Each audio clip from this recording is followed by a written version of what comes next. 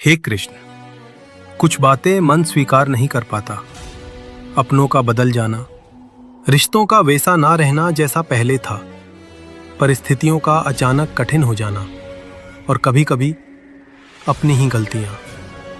मन पूछता है, ऐसा क्यों हुआ? मेरे साथ ही क्यों? क्या मैं गलत था?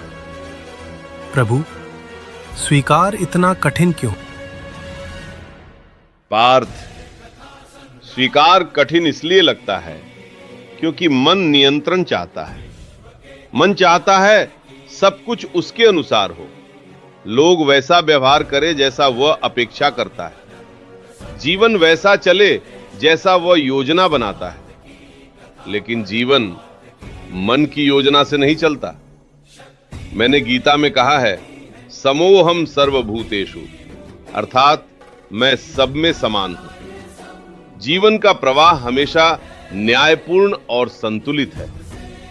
पार्थ, जो घट रहा है वह केवल तुम्हारे विरुद्ध नहीं है, वह एक बड़े संतुलन का भाग है जिसे तुम अभी पूर्ण रूप से नहीं देख पा रहे। लेकिन प्रभु, दर्द तो वास्तविक है, धोखा भी वास्तविक है, हानि भी वास्तविक है। हां पार्थ, दर्द वास्तविक है, लेकिन प्रतिरोध दर्द को पीड़ा में बदल देता है। घटना केवल एक बार होती है, लेकिन मन उसे बार बार जीता है। स्वीकार का अर्थ यह नहीं कि तुम्हें अच्छा लगे जो हुआ।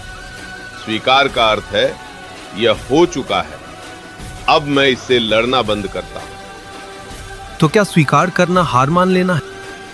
नहीं पार्थ, स्वीकार हार नहीं है, स्वीकार बुद्धिमत्ता है। हार वो है जब तुम वास्तविकता से भागते हो, स्वीकार वो है जब तुम वास्तविकता को देखकर भी स्थिर रह पाते हो।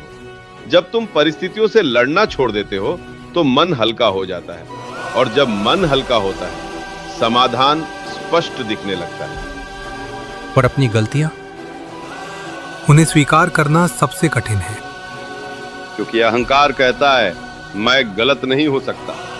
लेकिन पार्थ, गलती करना मानव स्वभाव है, उसे स्वीकार करना आत्मिक विकास है। स्वीकार करो, हां, मुझसे भूल हुई, और फिर आगे बढ़ो।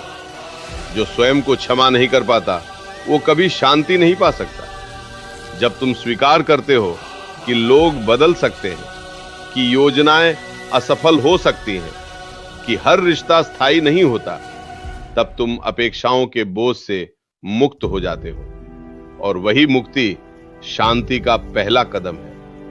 आज अभ्यास करो, एक ऐसी बात चुनो जिससे तुम अभी भी लड़ रहे हो। अपने मन में कहो, यह हो चुका है, मैं इसे स्वीकार करता हूं। तुरंत सब ठीक नहीं होगा, लेकिन भीतर एक हल्कापन आएगा, और वही हीलिंग की शुरुआत है। स्वीकार करो, यही हीलिंग का पहला कदम है। स्वीकार का अर्थ हार नहीं, शांति है।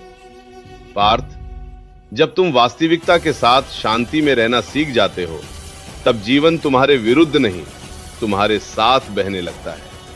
आज किसी एक चीज को पूरी तरह स्वीकार करने का अभ्यास करो। शायद एक व्यक्ति, शायद एक परिस्थिति, शायद स्वयं को। यही गीता का मार्ग है, यही आंतरिक स्वतंत्रता है।